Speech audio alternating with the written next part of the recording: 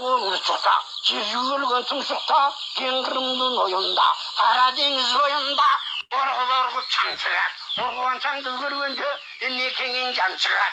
Атаңдың көрігіне, орған шаңды қараса, атасының ақ тұлпардың шаң екен. Аның артын қараса, шыңғышқадай мал екен. Мұның артын қараса, шоңғырыңдың шаң екен. Қарасы көзбен күлінбей, аның артын қараса, қараға шаң арғымақтың шаң екен.